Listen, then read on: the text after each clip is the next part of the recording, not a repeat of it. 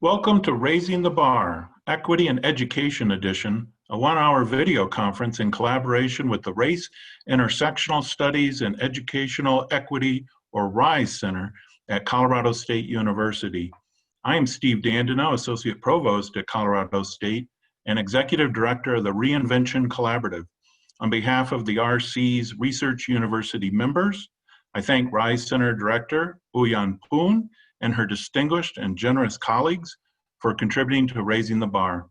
Before handing things over to Dr. Poon, let me read the Colorado State University Land Acknowledgement. Colorado State University acknowledges with respect that the land we are on today is the traditional and ancestral homelands of the Arapaho, Cheyenne, and Ute nations and peoples. This was also the site of trade, gathering, and healing for numerous other native tribes. We recognize the indigenous peoples as original stewards of this land and all the relatives within it. As these words of acknowledgement are spoken and heard, the ties nations have to their traditional homelands are renewed and reaffirmed. CSU is founded as a land-grant institution, and we accept that our mission must encompass access to education and inclusion, and significantly, that our founding came at a dire cost to Native nations and peoples whose land this university was built upon. This acknowledgement is the education and inclusion we must practice in recognizing our institutional history, responsibility, and commitment. And I'd like to add, Uyan, if I may, that this video conference is in part a response to a global pandemic that is exposing in new ways and often exacerbating deeply entrenched inequities and unjust human relations, often with tragic consequences. I again thank you and your colleagues, who I now invite you to introduce. Had to unmute myself. Thank you so much, Steve, and thank you to the Reinvention Collaborative for working with the RISE Center here at Colorado State University on this important discussion to center equity in online teaching, which is certainly becoming much more common today and going into the next academic year in this summer. I'm honored to moderate today's panel discussion featuring remarks by Dr. D.L. Stewart, Robert Brown, and Raya V. Hill. In the chat box, you should have their bios, a one-pager bio with description of today's panel and a link to Dr. Stewart's essay, which will frame our conversation today. Our three panelists are very distinguished scholars and higher ed leaders, and so please take a moment to look at the link, the one-pager with their information. As our panelists offer their remarks, we invite you to post your questions using the Q&A function, which is at the bottom of your toolbar, and comments there. If you're watching via Zoom, I will collate all your questions at the end, and we'll have about 20 minutes for Q&A and discussion. If you're watching live stream via Facebook, please offer your questions in the comment box, and I will do the same and collate the questions and comments and offer it to our panelists. So without further ado, we're going to start with Dr. Stewart, who will then hand it over to Robert Brown, who will then hand it over to Raya, and then we'll open up to Q&A. Thank you, and DL, take it away.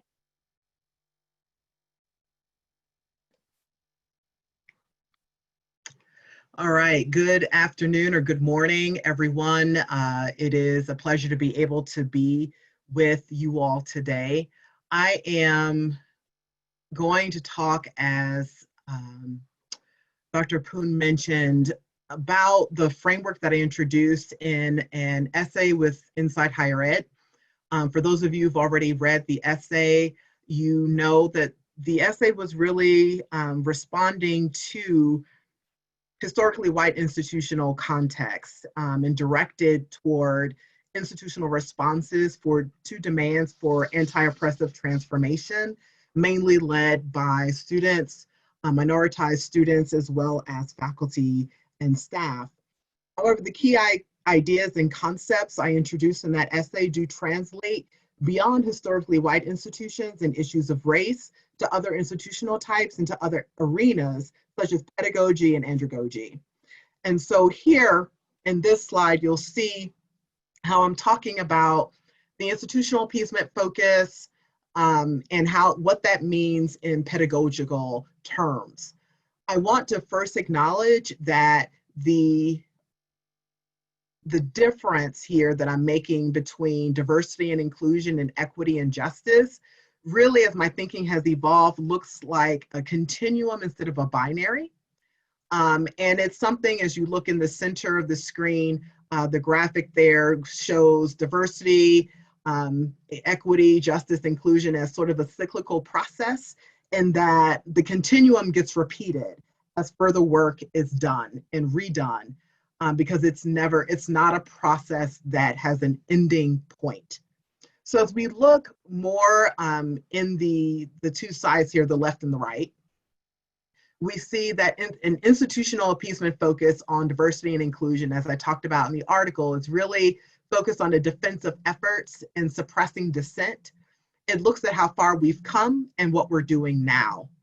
Whereas a critical focus on equity and justice from an institutional standpoint looks at where we're going and what needs to be done, what yet needs to be done. On the pedagogical side of things, that appeasement focus can still look like a defensive effort and the suppressing of dissent.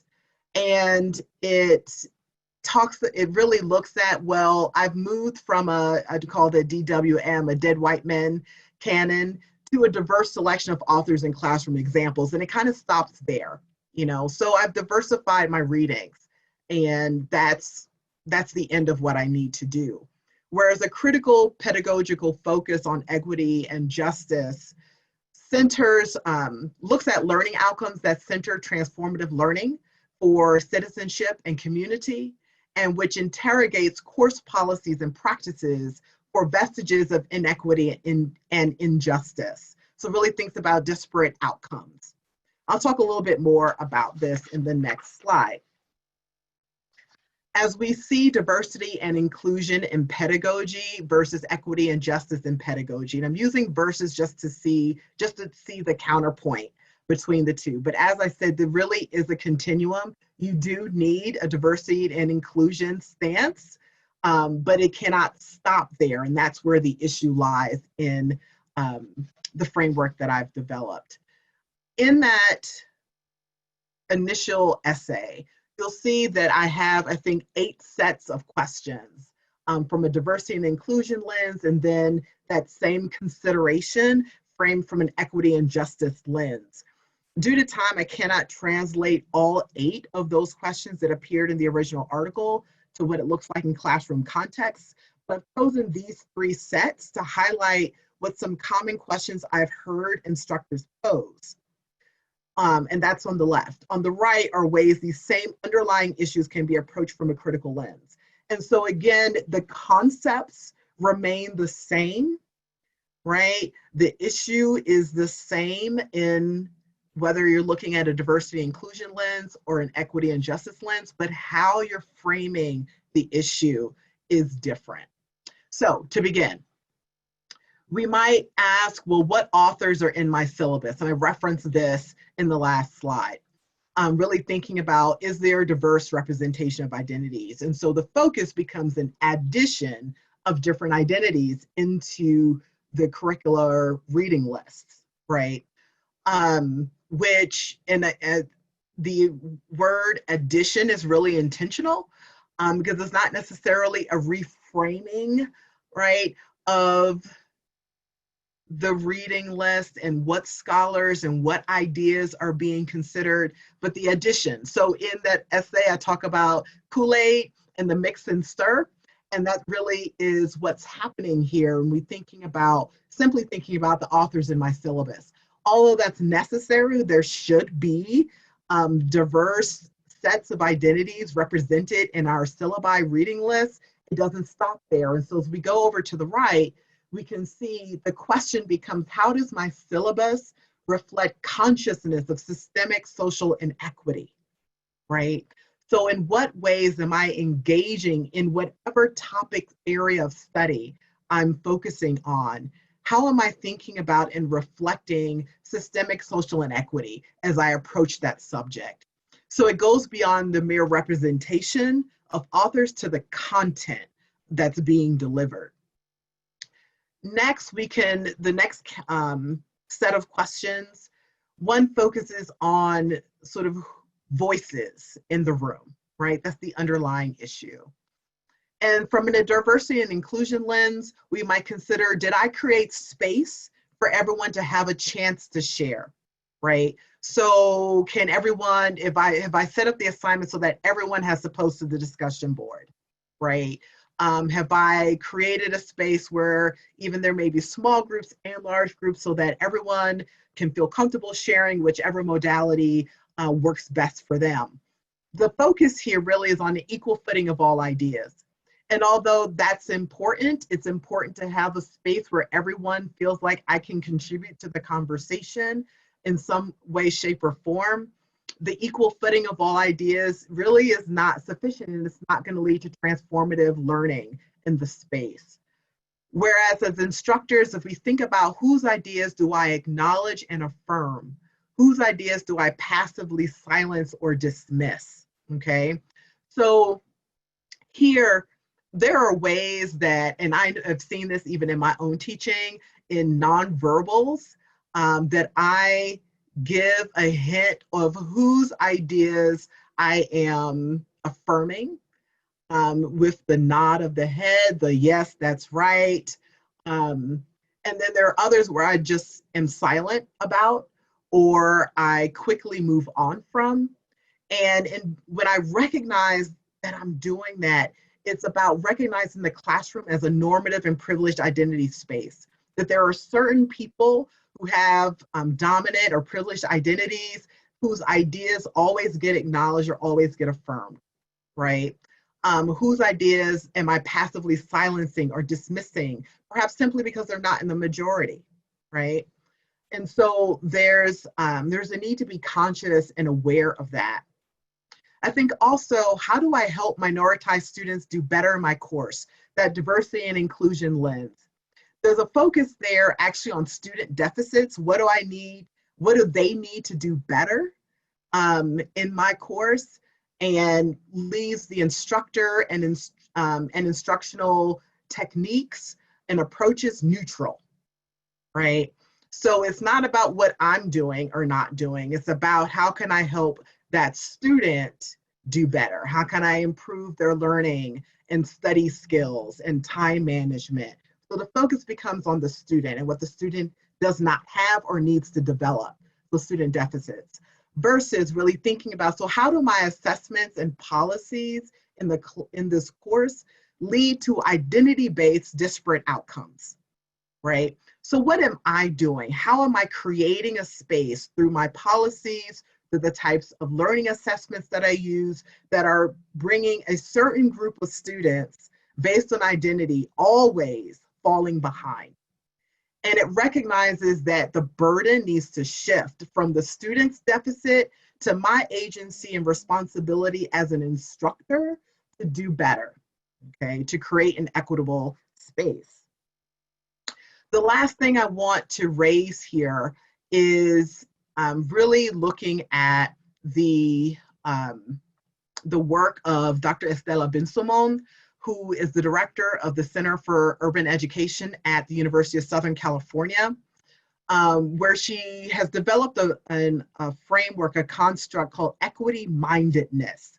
And I will acknowledge that she's talking specifically about race, but these ideas of competence and equity mindedness do translate to other issues and social identities and systems of oppression.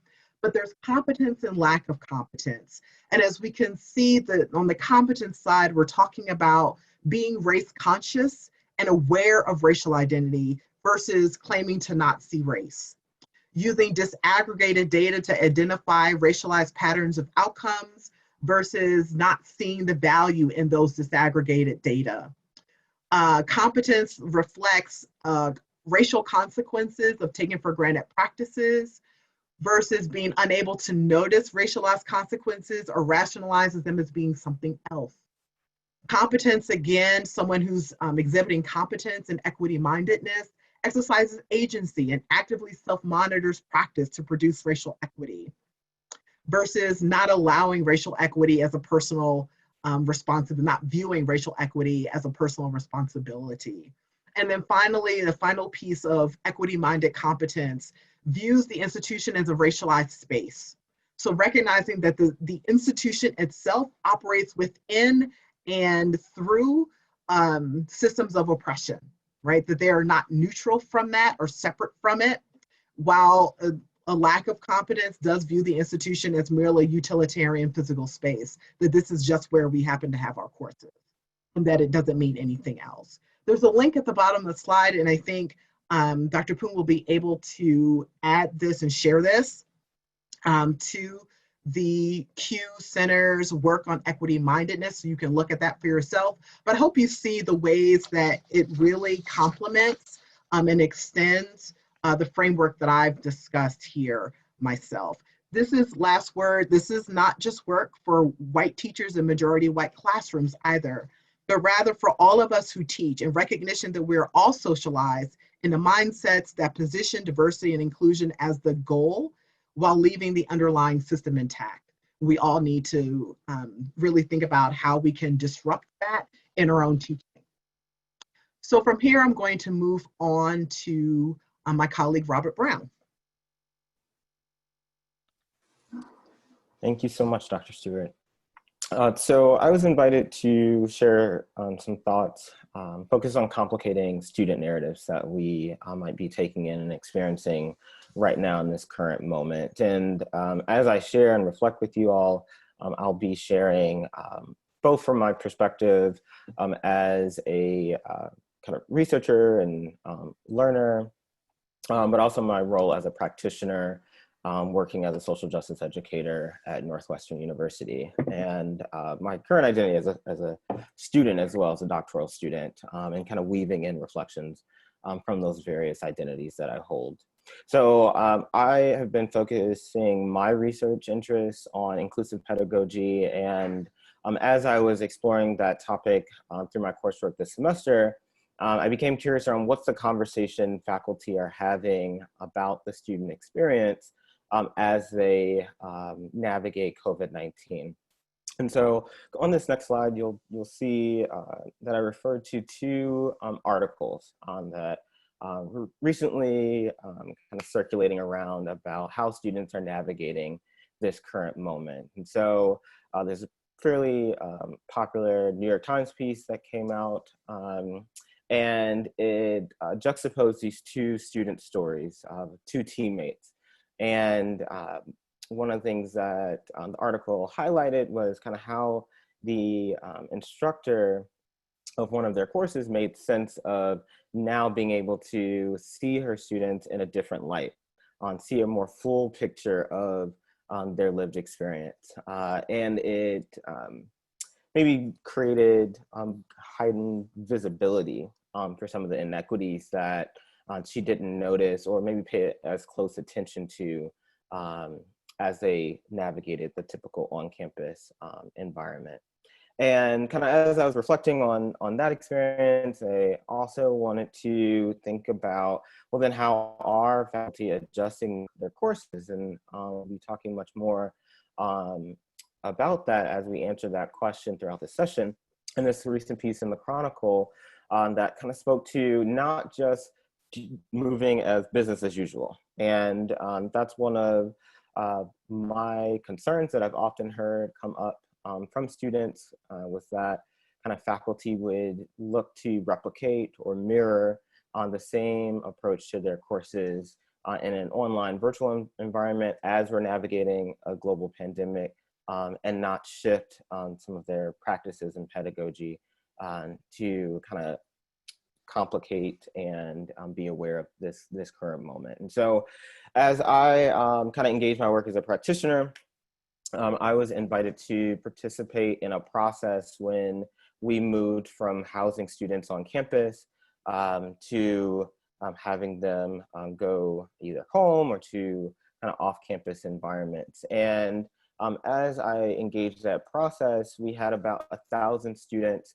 who were able to kind of express need from us as an institution and request to remain on campus for students who are living within our traditional residence halls.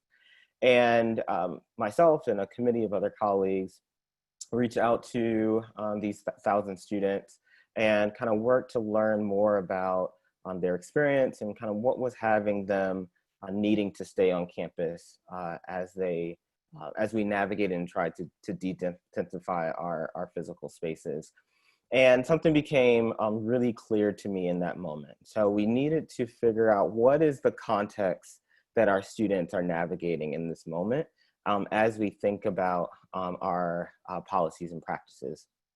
And as a social justice educator, I often frame with my participants in workshops or dialogues that we must hold the context before we put content in front of our participants. So as you kind of see the slide advance here, some of the context. So as you think about that notion of context, a question you might ask yourself or your colleagues is kind of what are some of the contexts that our students are navigating in this moment. And so as we did those calls, we heard narratives of students largely focused around kind of healthcare, right? And so despite the many critiques that of our institutions provide students with a wealth of resources. And so many of those resources being health related. And so many of our students who had mental health concerns prior to the pandemic were quite concerned around what types of support, access to mental health care they would receive when leaving the physical campus environment or being at a heightened distance. Many students additionally had concerns about their physical health, access to resources as well, particularly many of our trans students who many of their trans health benefits were kind of wrapped up in our institutional resources. And so there was heightened concern from many of them. Many of our low-income students shared narratives of concern about even how to get home physically. We are largely a global serving campus, and so for both low-income international students and domestic students, how to actually get them home when funds aren't available to do that was a major concern that came up quite often. Access to technology, and so both the ability to have a laptop, when so many students are dependent on computer labs and resources through our libraries, or access to Wi-Fi in rural environments, or students just lacking those resources within their home environments. And then there's so much beyond that, right? As we've made sense of COVID-19, as we think about racial disparities and health outcomes, and students now needing to navigate grief and loss, particularly seeing disproportionate impacts of health disparities in relation to Black, Latinx, Native communities, heightened experiences of anti-Asian racism and bias has come up quite a bit from students, and kind of how they're navigating concerns in this moment. Even outside of the context necessarily of COVID-19, even today we're becoming more and more aware of how we are constantly navigating police violence in this country. And so all of these things combined, and I could go on and share so much more, heightened issues of domestic abuse. You know, it's really critical that as educators, we think about the context as we are designing curriculum and preparing to engage students in the content of our courses. And so thinking about that context before content is truly essential. And then the question becomes, you know, how can we continue to engage students, educate them, and be present as we meet them in this moment in navigating online education, but also the world around them. And so as I just close, I recently had the opportunity to join a webinar by Dr. Mays Ahmad, and the focus of the conversation was on trauma-informed pedagogy.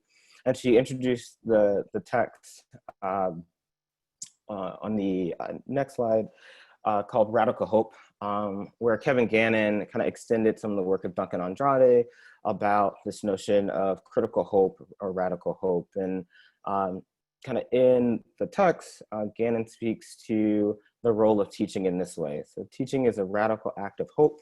It is an assertion of faith in a better future in an increasingly uncertain and fraught present. It is a commitment to that future, even if we can't clearly discern its shape. And even just from a personal note, as I was navigating this past semester as a doctoral student in the CSU Higher Education Leadership Program, there was quite a bit of just concern and anxiety in lots of different ways, personally and professionally. Having the privilege to be in Dr. Poon's course and my other instructors as well, there was ability to see and recognize that humanity and continue to engage in the practice of teaching in a way that provided myself and my peers with this ability to know that there is a future that exists beyond this current moment. But there's a heightened level of kind of humanity and compassion that we can show up with as we engage and connect with our students. And so, our students have shared many narratives, but we've also been hearing quite a bit from faculty as well. And so Rye is going to share some reflections that have come up in that context. Thanks, Rob, and thank you, Dr. Stewart, for your comments earlier. I'm surprised at the number when I think about 200 people joining into this conversation, and at the same time, I am not surprised because I think this is a very important topic that I have found myself in my time at CSU often engaging in, right, with lots of faculty. So in my position, I'm a practitioner. I get to work with faculty on a daily basis, talking about inclusive environments for our students, but then also how do we think differently about teaching, right? How do we think differently about our instruction and our content? And so that's the conversation we've been having for the last couple of years. And then amplify that as in the last few months, we as an institution have had to quickly mobilize and take all of this information online and then see how all of these obstacles are presenting themselves in different ways as we have thought through equity in online instruction. And so today I'm going to be able to bring in, I want to honestly just pose some questions for you all as we're thinking about equity and inclusion. I'm going to pose some questions about how you are approaching it, but then also to bring in faculty voice, right? To bring in the experiences of faculty as they are actively engaging with and learning on a daily basis about moving and mobilizing online in the last few months, but then also probably into the next fall and into the next academic year. So at CSU, this is how we in the Office of the Vice President for Diversity have approached our work around inclusive pedagogy. It's in these 4 different quadrants, and I'm going to go into detail in just a little bit. But really thinking about cultural and then individual identity of students, the cultural and individual identity of the instructor, how are we diversifying voice within the curriculum, and then pedagogy and praxis, right? So the actual how-to with how we are approaching inclusive pedagogy. And I appreciate Dr. Stewart's framing in the beginning about this continuum, because I believe that our final goal is equity and justice, right? As educators, as people care about equity, that is our ultimate goal. But I have found in my work with faculty that we are oftentimes starting on the other end of that continuum, saying, how do we think differently about diversity, right? How do we acknowledge that inclusion is a benefit to classroom dynamics? And so as we go through this, I want to remind us of that frame, and the work that I have done is how do we start with diversity and inclusion while realizing it's not that final outcome, that we need to move through it. So you can go ahead and advance. So how are you considering the cultural and individual identity of your students as you have moved online, right? So we know that our students have familial and job obligations. Many of our students are actually taking care of their parents, they're taking care of their own children or potentially their family. We also know that many of our students are taking on new jobs because potentially somebody has been laid off in that environment. We know that they're accessing technology and resources, and that varies in a variety of ways, as Rob said in just a few minutes ago. We know that students don't have access to technology like they did when they lived on campus. They can't just access the library in the same way. So I've heard stories of students actually driving around their town until they can find hotspots so they can actually access their online instruction. I've heard stories of students who are using their cell phones to write all of their papers.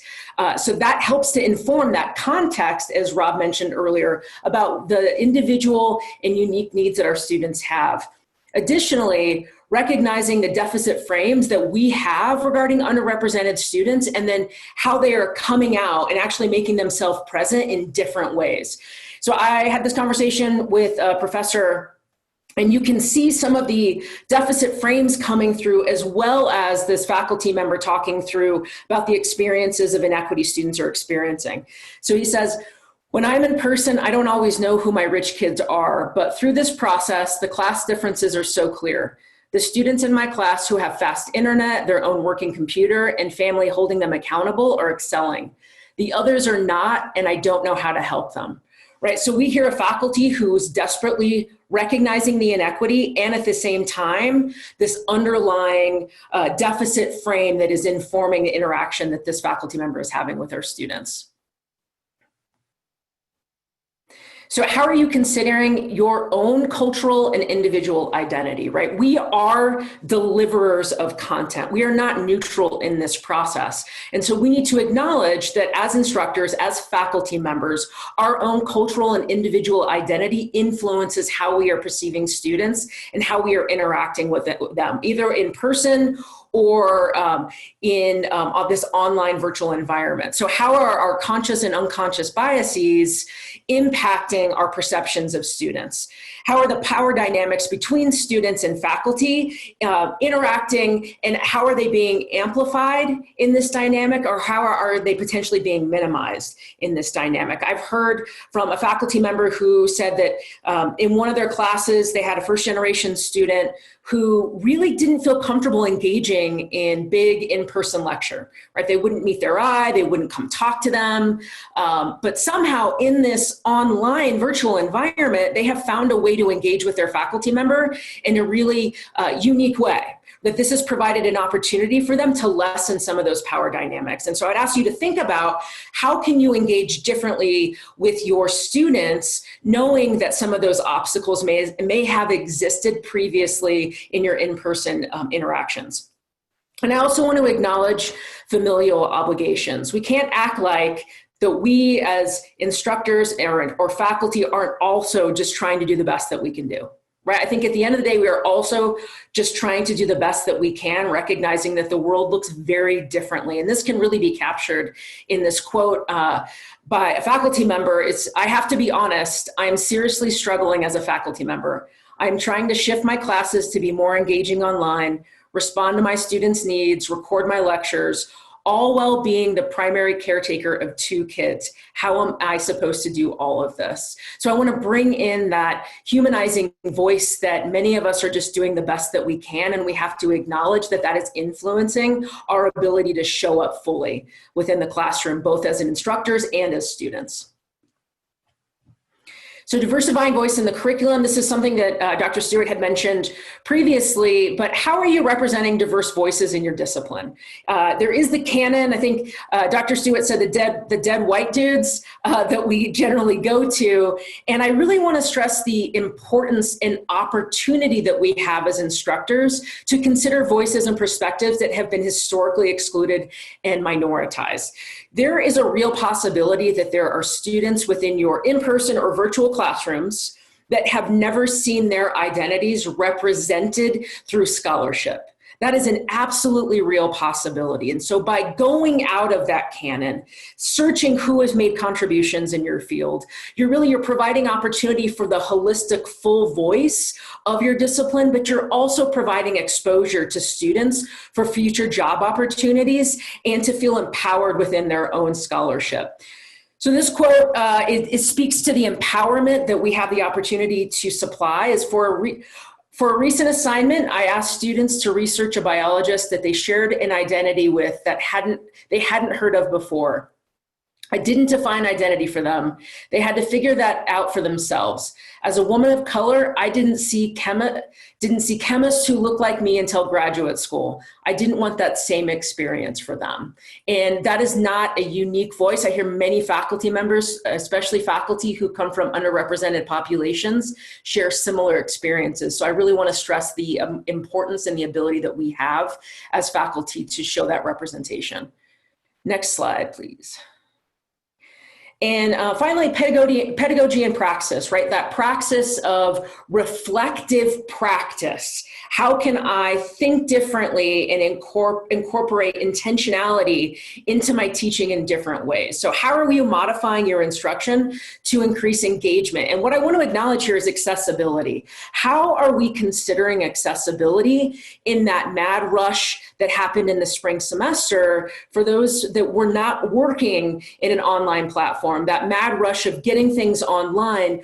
Were there sacrifices made toward accessibility? And I want to bring our attention back to that, to say this is an opportunity that we have right now to assess our ability for the future, to think about how are our students engaging with and able to access the content. So are we considering different learning styles? Are we making sure that we're transcribing that when we can? Are we contacting our accessibility resources that exist within our institutions to make sure that we're providing the most accessible content we can? I would also speak to synchronous and asynchronous nature of courses right now. There are many people who are able to move their classes asynchronously, but for others, they're sticking out and they're sticking with this content for the synchronous nature, right, of the class delivery. And I would say, how are we limiting students' ability to engage online if we're only limiting it to synchronous time in? You have to watch a lecture at a very specific time.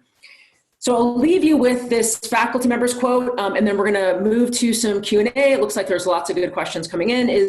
I know my students learn differently, so I've been trying to mix up how I am teaching. I have short videos of lectures. I've annotated some of my PowerPoints.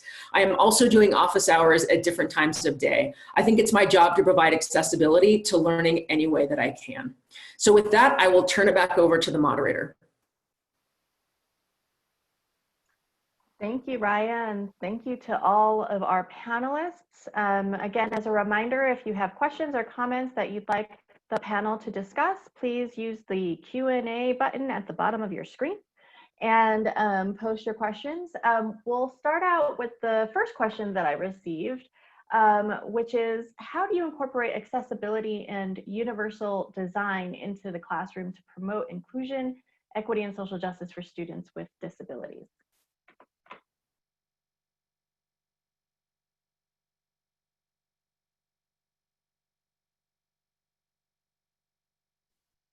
I can kick us off. So I think just kind of echoing one of the points that Raya made, that many of our campuses have fantastic accessibility offices that, you know, I think one of the questions I often pose around this pandemic is, there was a life before pandemic. There were accessibility issues in higher education. There were people thinking about universal design before any of all of this happened. And so consulting, reaching out and utilizing those resources, I think, is something that has been useful for me and something I'm often encouraging folks to do. In addition to that, I think for individuals who have the ability to host their courses asynchronously, they tend to offer greater accessibility options in terms of transcription, in terms of the ability to think more intentionally about testing and how students either have time in different ways than they might in in-person instruction or traditional instruction. one of the things that I've appreciated, which I think is a useful practice that's supportive of students with disabilities, but also just students in general, is thinking about how to use scaffold assignments and provide students with feedback in an ongoing manner. So finding ways to engage their learning at multiple checkpoints tends to help break up assignments, but also create a more open relationship between the student and the instructor that opens conversation lines, opportunities for them to ask for help or seek out accommodations as needed. I'll stop there and see if there's any additional thoughts.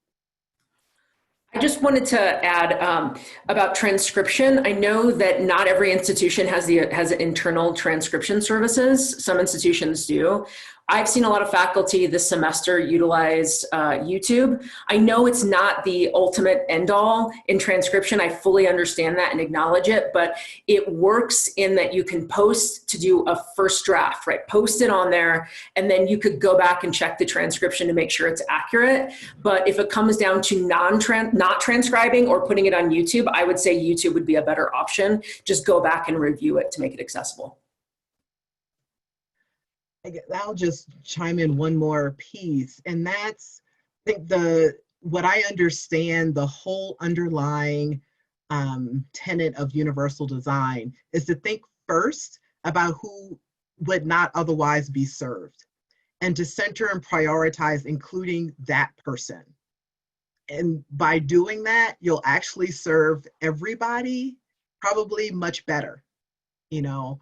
But it really is about prioritizing, thinking first about who isn't going to be able to access this piece, this assignment, this activity, this reading, and to really prioritize making sure that person can.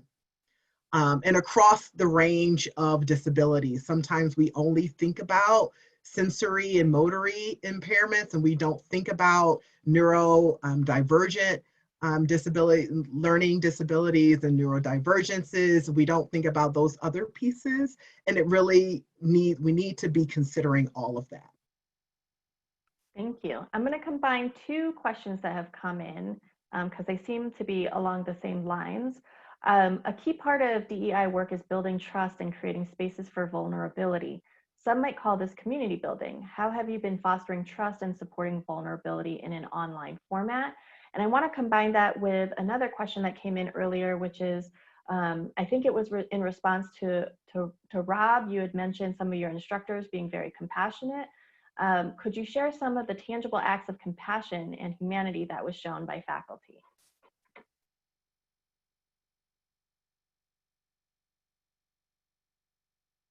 Rob, do you want to start, and then with that last piece, and then we can come back? Sure, yeah.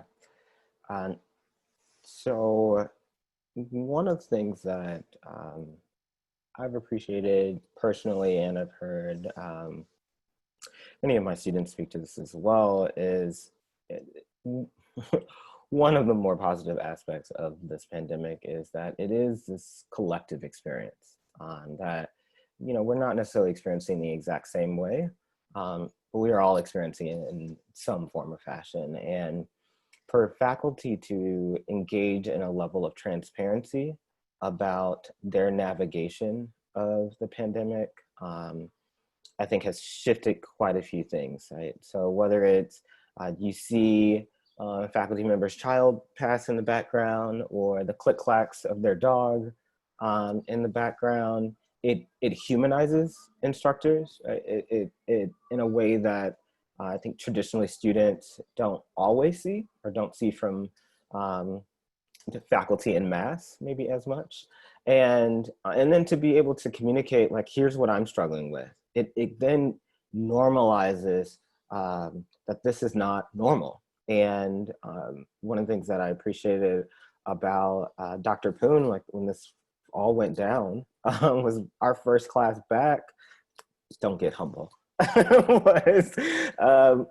was the whole class, was just, you know, how are folks doing? What's going on for you? What do you need from me?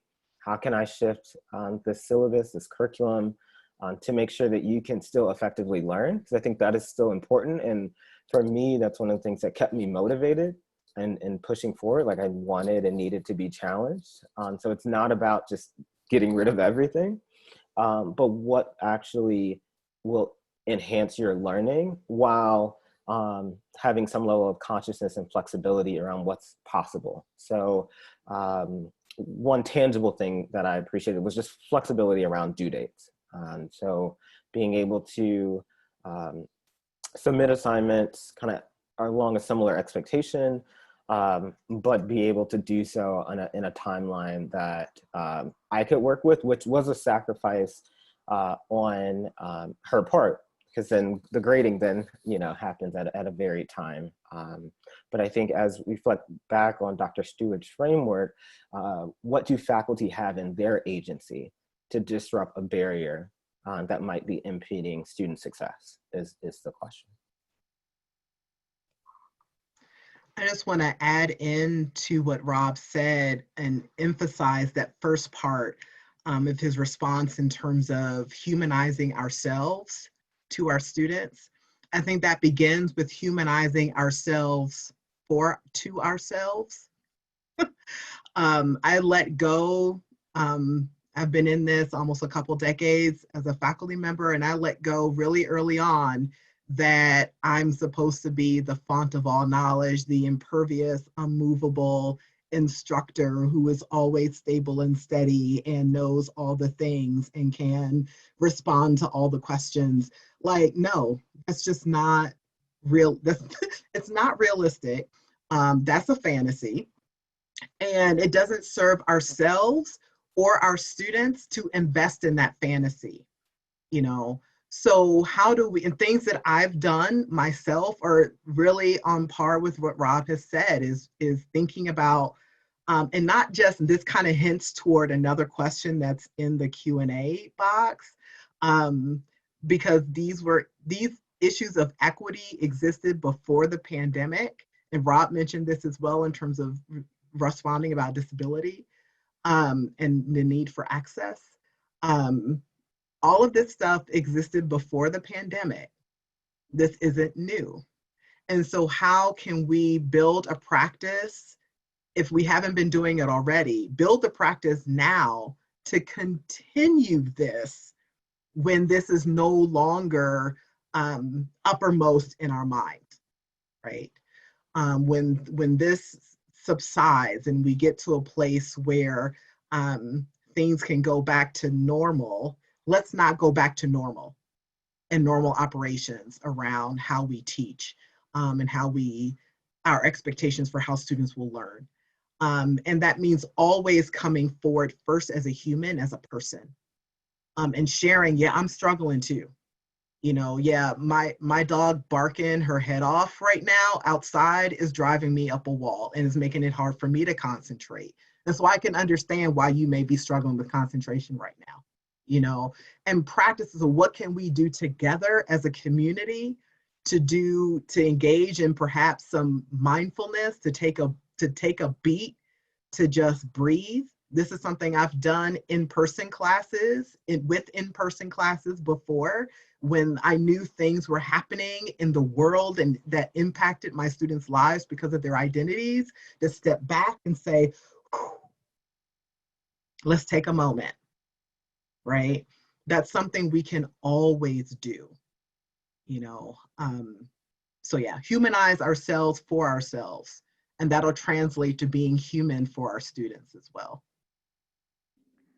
Yeah, I just want to do a quick check on the time, because I know Steve, Reinvention Collaborative, prefers to have these webinars to be exactly an hour, but we have several more questions left that I think deserve attention and conversation. What do you think? Can we go on, and perhaps the recording would include these really fantastic questions too? Oh yeah, glad to do that, Uyan, please do. And this is such an important conversation. We don't need to artificially truncate it. Great, thank you. So moving on to the next question, I think this is one about assessing students' learning. A question was asked, how do we support academic integrity when it comes to online testing? witnessing students not doing well with on-campus testing and rocketing exams through online testing seems very concerning. So, you know, there's tests and there's exams and integrity around testing, but I wonder if we can broaden that to a conversation around assessment of student learning. DL or Raya or yeah, so I've had conversations with faculty about this right now, where they're struggling with something that I used to do online, and I know there's different software that universities subscribe to that will allow you to kind of lock down your computer, and I think we have to consider how that also, when students are having issues accessing computers and bandwidth, how that's also potentially creating an obstacle for them to be successful. And so I've heard from faculty members about open book testing, and then they just acknowledge it. So it's getting centered in what are the desired outcomes? Is a desired outcome that they're memorizing this, or is the desired outcome that they know they have the resources in order to go and to find the answer? And so they'll do, I've had, and this is in STEM fields as well, is open book tests where they'll have 3 hours to do it, where they post the question and then it's due at a certain time. And so it's really getting rooted in some of those outcomes and staying true to how can you accomplish that outside of the normal modes of test taking that we've done previously, knowing that this is just a different dynamic. I want to go back really quickly about how do you create trust, because I know people are often looking for very specific skills. If you have never done community guidelines or expectations with your class, this is more than ever, this is an important time to do it. And so when you're in person, you should do this for community building. It just needs to look differently when you're online. So how can you hold one another accountable? What is and what isn't acceptable in chat? How are we going, if we're going to argue or disagree on something, how are we bringing in course content, right? Those are all things that you would want to establish in community guidelines right from the beginning. And if people know what they can expect from you and that you demonstrate it, they're going to be able to show up and have more trust in that real-time setting. So that's what I would go back and answer from that one.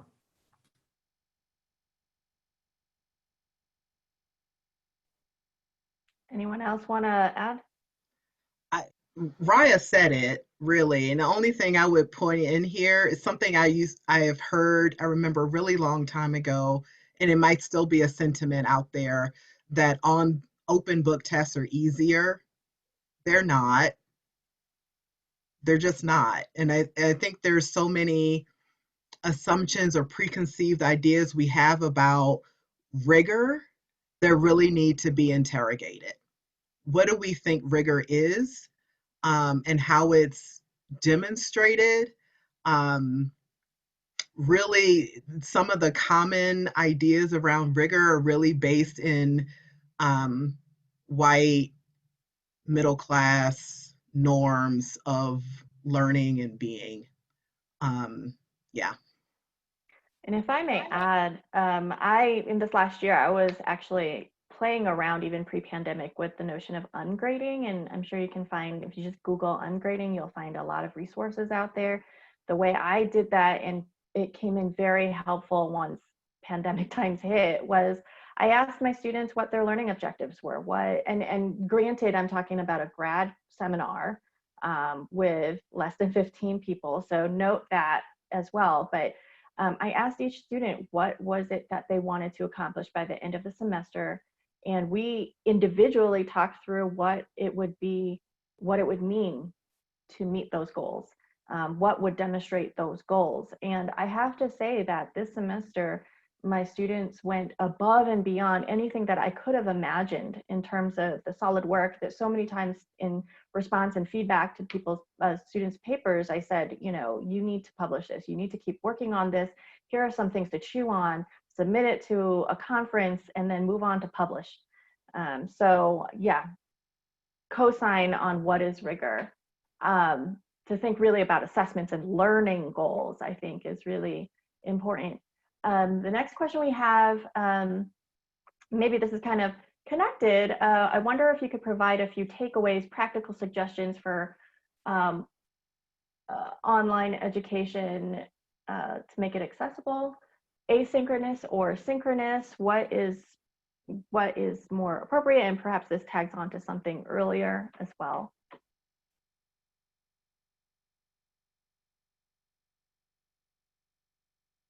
Oyan, I'm not sure about anyone else. Can you repeat that question? I lost the Sure, I'm thread of it just as I was.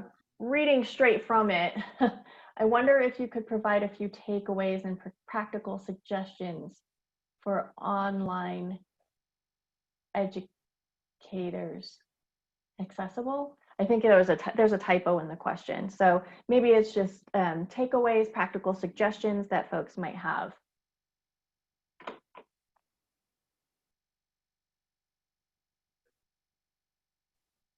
Yeah, we spoke to this a little earlier, but I think what I hear from this question is like tangible, tangible kind of tips and tools. And some of the things that I found useful, particularly when designing asynchronous content, is to be mindful of the structure of kind of headings and lists, font sizes, thinking about how you present your content through multiple modes. So text, video, reading,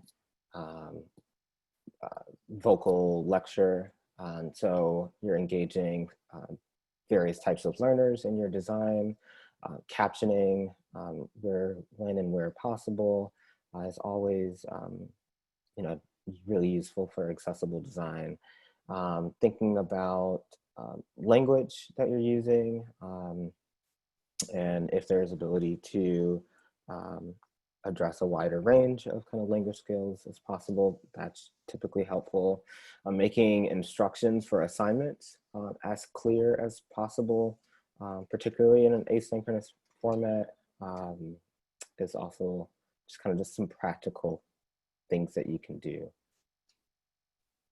I think something that I've been toying around with myself is a lot of my research expertise is around affirmative action and racial politics and educational access. And so that's very hotly debated and discussed quite often. And so something that I've been thinking about for more of a public education project that would work for, I think, asynchronous teaching would be to record a 15-minute lecturette on the history of affirmative action law in educational access. And then I have it, what I usually do in person is an interactive activity where students pretend they're in an admissions committee and they go through student profiles. This is very easily set up, I think, asynchronously, where you then set up for small groups with your students to have them be, a group of 5 or 6 or whatever, or 3, and they go off into their own time during the week or whatever time you have, and they can discuss and reflect on the activity. And so thinking creatively like that, I hadn't even thought about it until a former student said, "Can I do this?" And I was like, "Oh yeah, let's." I hadn't thought about this. But yeah, I think there's a lot of things that we do in person that we can think creatively to offer asynchronously, yeah, and utilizing technology. I would also add, Oyan, is utilize breakout rooms. It really accommodates people who don't feel comfortable sharing in a large group, even virtually. It helps to get them interacting and engaging with one another if you're doing it synchronously. I love that idea of just meet at some point during the week. So if it's asynchronous, you don't have to worry about that. But what I would also note is, similar to a previous comment, make sure that you're norming those spaces, because we've also heard that breakout rooms can just be a place for perpetuation of harm, particularly for our minoritized or underrepresented students. So I would say utilize them, but think how you can thoughtfully utilize them and then come up with some guidelines for them in their small groups. Great. Let's see. Applying kind of takeaway tips that, ideas for instructors who are in creative or the performing arts. And I would extend this even, we had a conversation last week about what are STEM instructors doing, right? So I guess extending the tips question to, and Raya, I think I want to return to you in having lots of conversations in your job working with faculty across the disciplines. Yeah, in performing arts, because they're so creative, they're finding creative ways to come on and to bring this. I've seen people do virtual recitals. that they're walking through. They send in videos, people send in snippets of what they're working on, and people coach them, you know, because they're not in person to correct, like say in a dance class. I do know that there are virtual platforms for STEM instructors that they're using for their laboratories. But additionally, I was talking to some faculty about what they do, right, in those practices. And they were talking about how they're even utilizing, say, for example, chemistry, they're using things that people would have around their house to do experiments. Now, don't take that as you should go mix chemicals in your house. That's not what I'm saying. But I'm saying that people are being really creative about how they're asking people to apply and engage. And so they're doing that in the creative arts as well as within STEM. Great, thank you. Yeah, I kind of, over the weekend, I did a tweet post just to crowdsource what are STEM instructors doing, and that's exactly what a lot of STEM folks were saying, that they were video recording things or offering their students data sets to work on asynchronously. So related to the STEM piece, Raya, earlier you mentioned about I think it was a biology class, that an instructor was having students research and write about someone sharing an identity with them. So how does that, what is the implication of having, say, white students or white cis men students do this activity? Doesn't that just kind of reinforce like they're just studying, you know, folks with hegemonic identities? Or how do we avoid this while still inviting the underlying idea for minoritized students? Yeah, I get that, right? So if you fall within the majority, you're just researching yourself. When I talked to this faculty member, she was really thoughtful about how she approached it, but then the notion around identity, she didn't limit, like, you need to do your race or your gender or, you know, something that we would automatically classify. It could have been from ethnicity, it could have been research area. And so they kept it really broad to try to find connection with people that they're researching, or people within the field that they might have connection with, and ultimately knowing that the activity would help for underrepresented students to see scholarship. I believe she also set it up. And so that's what I would say is, whenever you're doing, and this is just good teaching, right? Whenever you're doing an activity, making sure you're setting it up from the beginning. But by acknowledging there is a common theme from the scholars that we're seeing, you have to acknowledge that in order to give the challenge to say, let's think about identity a little bit differently. And so I would say it would be really into setting things up. I also know that there's harm in majority students going out and researching underrepresented folks or underrepresented people within the scholarship, and then saying, well, I know all there is to know now because I researched this one African-American scholar, right? Like, that could also be an issue. So I think it's really how you set it up in context, contextualize it. Great, thank you so much. And this might be somewhat connected as well, continuing on the trend of tips and tricks.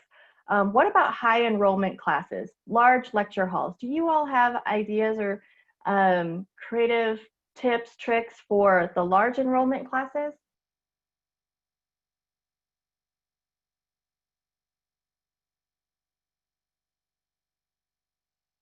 DL, Rob, even Steve, I'll pull you in too. Anyone?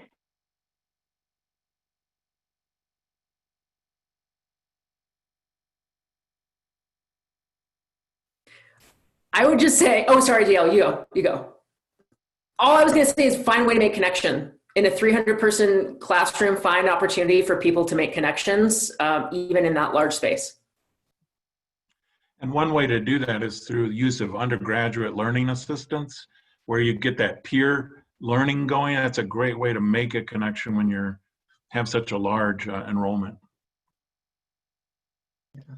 That connects really with what I was going to say, which is making those large spaces small. And so how do you create and set up groups that could be led by, as Steve was just saying, undergraduate peer facilitators, because you as a person can't be in all, 100 spaces, or, trying to break 300 people down into groups of 10, like, you can't be in all of those spaces. But it also means having to let go some control and building up, as Raya was talking about earlier, community norms. And how do you norm the space? How do you train and prepare those undergraduate peer facilitators to be in that space? How do you engage the students in your course, preparing them for what that space means and what it looks like to engage in that space? And being willing to let go of some of the control of knowing what's happening everywhere all the time. All right. I think in order to do some of these things, we have to let go a little bit more than what we might be comfortable with. Yeah, absolutely. And so this is a really important question. And again, it kind of goes to the how do you do the smaller group interactions, creating that facilitating the community connections. Any tips from the panel for how instructors can encourage students to talk openly and listen to each other about sometimes difficult or divisive issues such as politics, racism? I'm concerned about the ways the election especially will impact online classes coupled with the rise in hate and inequality from the pandemic. And I want to kind of connect this also with another question, which is advice for incorporating interaction in an accessible way. And it makes me think of sometimes, I think, depending on cultural backgrounds, there may be kind of a shift in kind of more a co-constructive approach or a communal-based approach to learning. So what do you all have thoughts on that? So I think one of the practices has already been shared in establishing community norms. But I think what often gets forgotten is that that doesn't have to be a one-time activity or conversation. So finding ways to have your students come back to those initial guidelines, norms, whatever you name them, it can be a helpful way of either engaging the conflict that has arisen or proactively kind of probing and pushing them to think about that topic a bit more critically. And you can have them do that as a large group collectively, depending on your course size, or if you break them up into some type of subgroups, that could be another way. A really useful practice that I've appreciated as a student, but also have done in courses that I've taught is kind of the mid-semester, mid-quarter survey. So, and being really intentional to ask questions about climate in the course. So students have a vehicle to name, well, here's this experience I'm having when we do breakout rooms that you might not have consciousness of just in the typical flow and comfort that students might have in sharing. The other thing that I've been thinking about and utilizing as I've done webinars and online workshops is using, creating opportunities for students to use the chat function. So, you know, depending on their physical environment, I have students as I'm kind of asking and probing them around questions in relation to their identities and just complex topics, that their home environment or their physical environment might not necessarily be safe for them to have that conversation. So it's not that they necessarily have a lack of desire, but there are some physical environmental forces at play. And so finding ways for students to reflect in written format. I've used Google Docs to keep a running list where students can see each other's reflections on a particular topic. And I think that not only helps the student who might not want to vocalize that, it also might help the student who's a little more quiet or apprehensive to speak up in class in the ways that we might expect. And I think it's a way of keeping a learning record, because then you can then save that and students have that as a resource for ongoing conversation. And then some of my faculty colleagues have been really intentional in, you know, when the class size works, and having opportunities to connect with their students one-on-one. So instead of making office hours kind of this optional thing, building that into their course syllabus, either as a reflection on assignment, but then that creates an opportunity for them to kind of do a pulse check with each student in the course about assignments, flow of the course, their level of engagement, but also what other factors might be creating barriers to their learning.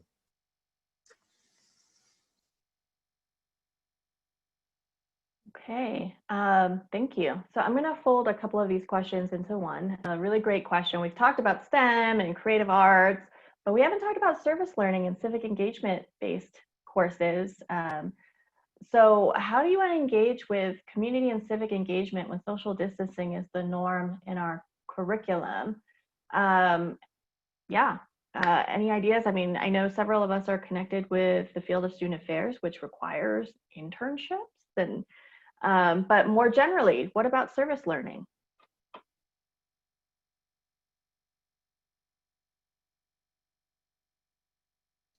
You can kick us off. So I think there's still an ability to engage in service learning or service hours for sites that have remote offerings or can provide remote opportunities for students to engage. And depending on the nonprofit or the organization that you are in partnership with, this could potentially even open up opportunities that are outside of your immediate physical environment, depending on the nature of the course and the focus, to provide students with opportunities nationally or even globally, depending on the scope of the course. The other thing that we've been talking to students about, particularly with it being an election year, is kind of what does involvement in the process look like? So how do you teach students skills around online organizing, which, depending on the community, is the primary way that individuals are organizing? How do you teach students how to do online canvassing? How does this maybe even open up opportunities to connect with alumni who are engaged politically or civically that might be much harder in an in-person environment based on their schedules or inflexibility? And so, as I'm thinking about various challenges, I think about like, what can't we do as one question, but then how do you shift from what can't we do to what's now possible? And coming back to that question, both for yourself and for your students, is a great way to connect civically. The one last thing I would mention is the ability to contact local politicians. So whether that's Congress people or senators, to write in letters, to make calls, all of that is still within the realm of possibility, and in many ways is needed now more than ever, given the heightened instability in so many of our lives. And I'll add that, just because I know a lot of people who work in direct service agencies and nonprofits, a lot of their operations have shifted to adjusting these moments. So you can still go to the service agencies that you partner with for service learning and just adapt to what it is that they're working on today, whether it's mutual aid or food creation or mask making or whatever it might be, translation of documents, IRS stuff with, the immigration issues that are part of this as well. So yeah, there's lots of ways, but I always say, if we want to serve the community, we have to take the lead of those who are in the community, who are already doing this work and have long held relationships and developed relationships. Okay, so let's see, we have 5 more questions. I'm trying to kind of synthesize them, but I think they're all kind of unique. I kind of want to bring together, well, I'll just go in order. What are the panelists' thoughts? I think this is a really interesting question. Conversation, what are panelists' thoughts about how little professors and teachers may have been concerned about inequities in our courses prior to the pandemic compared to the concern now? I see you nodding, DL. Well, let me clean up what was in my head. I think it's really problematic that all of a sudden people are realizing, because they read an article in the New York Times or in the Chronicle that was like, oh, really? Wow. I think so what I think about it is that it's really problematic and it's really disappointing that we collectively have not stopped to consider these issues prior, or presume that they weren't relevant to us, and I hope, and I mentioned this earlier, my hope is that as we leave this current state of crisis, that we don't forget everything that we sought to learn and learned during the crisis. You know, so I'm disappointed there was not more of a broader consciousness about this before, but I'm hopeful that, okay, we are getting it now, so let's keep it. You know, let's keep it. Absolutely. I mean, in so many ways, this whole thing is just ripping off perhaps a veil that some of us thought could still be there, but it's gone now. So there's no excuses, I think. So speaking of, so moving online to so many video conferences has been difficult for this person's gender dysphoria.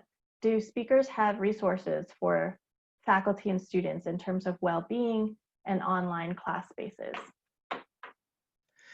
I saw this in the Q&A box earlier, and I was looking forward to us getting to it. So I would like to address this, particularly as a transgender person who has had to manage in person issues of gender dysphoria and constantly having to show up in person to spaces. That one of the things that I have been chewing on as I saw this question was are the ways that surveillance culture comes into play when we are online in video spaces in a way that's aggravated over being in person, right?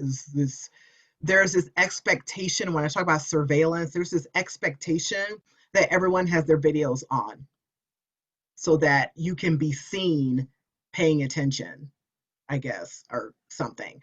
But this idea that I need to see you and others need to see you really plays into this notion of surveillance, okay?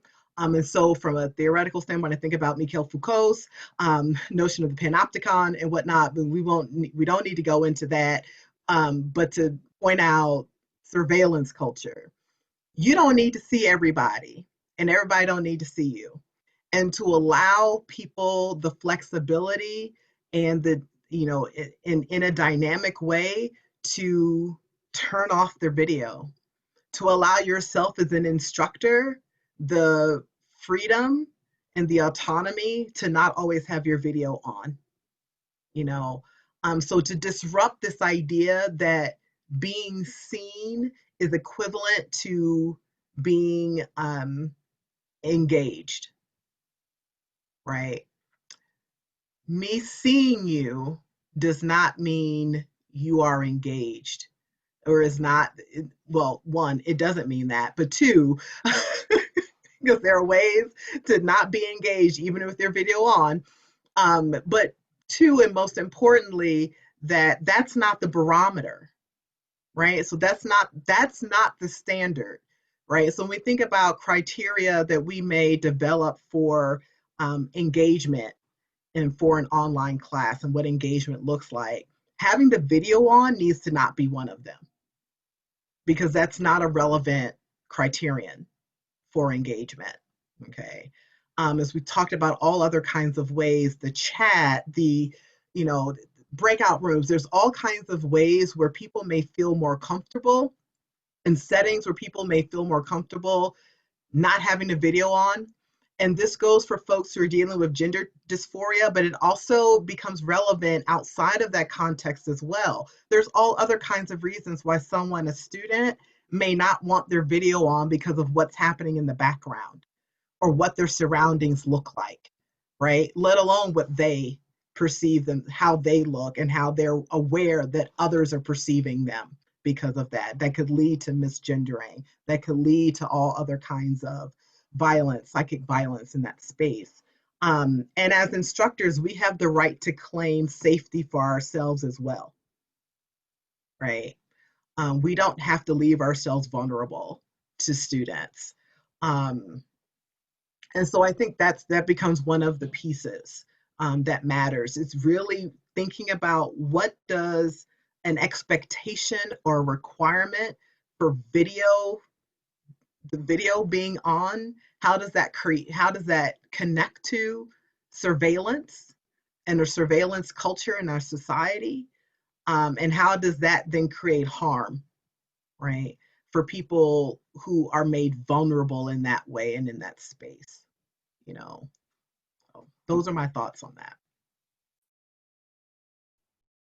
Thank you so much, and such a good reminder that if you're having a synchronous class, like quite frankly, I have taught for the last 3 years synchronously via Zoom. I have not required my students to have their videos on. That is not necessary for the learning objectives. One other quick thing, because it's synchronous, asynchronous, this works too. So I think about assignments of someone putting to record a video and upload as an assignment. Right, here's a video of me talking about whatever. Does it have to be a video? Can it just be an audio recording? Right? Can it be a narrated PowerPoint where what you see is my PowerPoint and not me?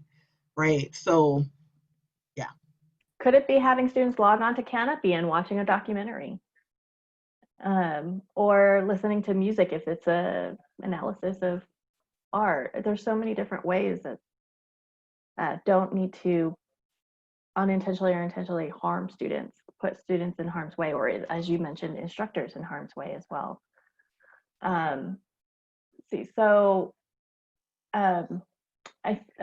Another question, I think it's useful to communicate to the students that you care for equity, diversity, be vocal about it, and then share something, a story experience you have in this regard. Students sometimes are afraid of faculty and won't open up or ask for help if they see you as quote, just a professor. And also share if you have training on safe space. I guess it's a comment and kind of a question about like, how do we get trained in safe space? I sometimes like to use the term brave spaces as well, because I don't know if anything can be really 100% safe. And I'm going to connect this to another question. As faculty work to become more inclusive in pedagogy and engagement, they often find that classroom discussions can present off-the-cuff problematic statements that they must quickly address. What examples or resources could the panelists share related to how faculty members address oppressive behavior or dialogue in online learning environments? And I know we've mentioned creating expectations, but you know, I have been an instructor where I've created expectations and the proverbial shit hits the fan. What then?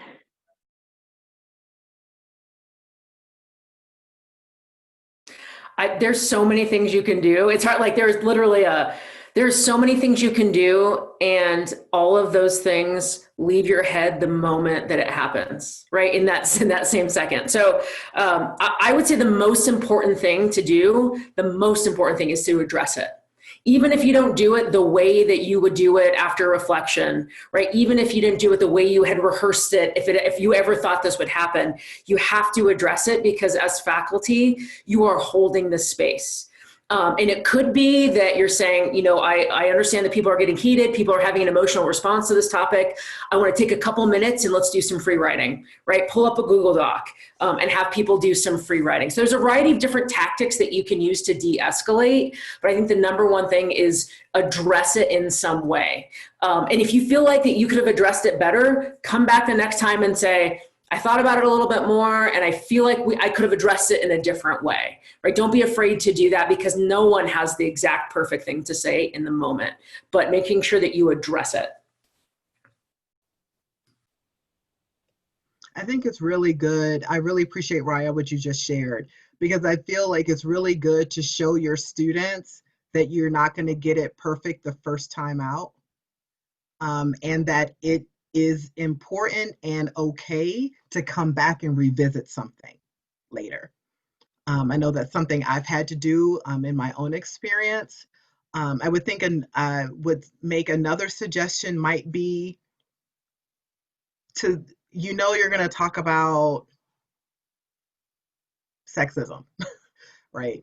One day, is to run it past a colleague. If you're working with a grad teaching assistant, run it past your TA, run it past somebody. Here are the kinds of questions I'm going to ask. Does that spark anything that somebody might say, right? So you're not caught off guard.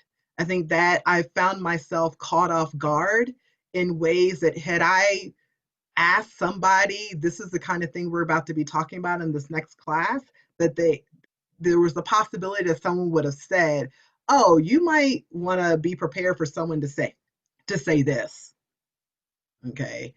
So that there reduces the being caught off guard and enhances the possibility for being prepared, okay, for something that might come up. Now, that doesn't mean that there might still be something else that you did not foresee that comes up. And then I think Raya gave some really good advice about how to handle that. I think our last question, kind of just, I think we've answered this in a couple of different ways, so I'll just offer this question to see if anyone else has any last thoughts on it. What do you think about flex teaching, allowing some in-person activity for half of the class for large classes, like you mentioned about small groups meeting, for instance, any comparison to complete online or hybrid?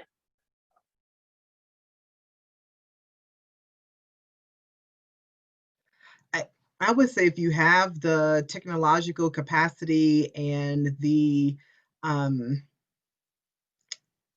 institutional flexibility to be creative and do whatever you think might help, you know, and asking, here's what I think I need to be able to do for my class this coming semester.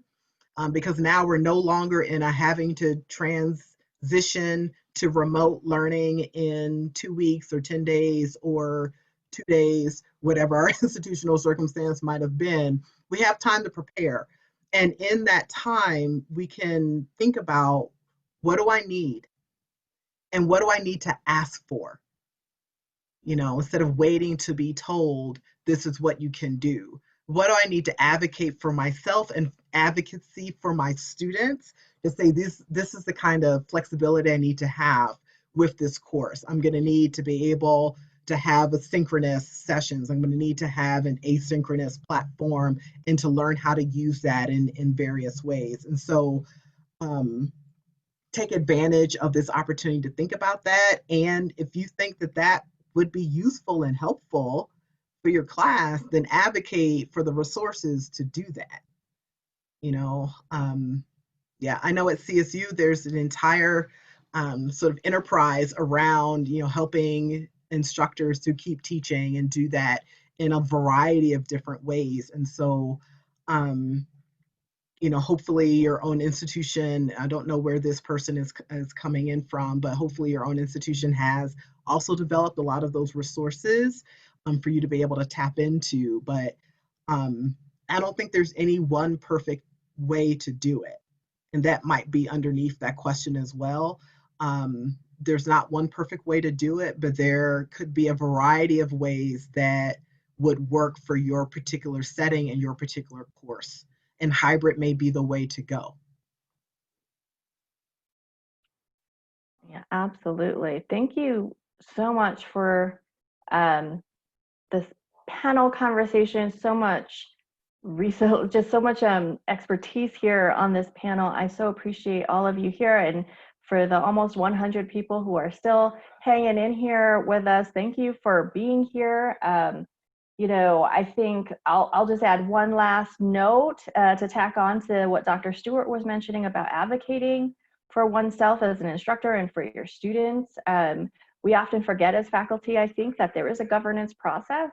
And so while we encourage our students to get engaged in the political, civic engagement of our local communities and nationally and statewide, we forget that as essentially stakeholders within our post-secondary institutions, we have the right and responsibility to also engage there. So if you are finding that you need to advocate for something, you have a need, your students have a need, talk to your colleagues, talk to those who are integrally involved, who are representing you on the faculty senate or whatever it may be called at your institution. So that's my little plug for civic engagement at the local level.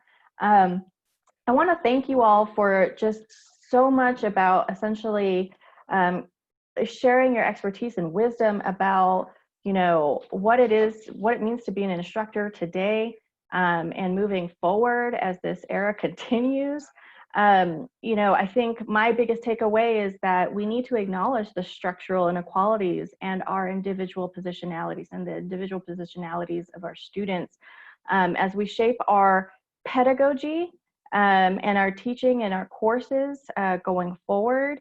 And as we offer our courses, doing so, teaching in a way that is self-aware and aware of the students that we are going to be in relationship with. So thank you so much for your hour and a half of time. Steve, I'm going to hand it over to you at this point. Oh, let me just, on behalf of the Reinvention Collaborative, which is hosted at Colorado State University, but includes research universities from Bowling Green State University to Northwestern University and all kinds in between.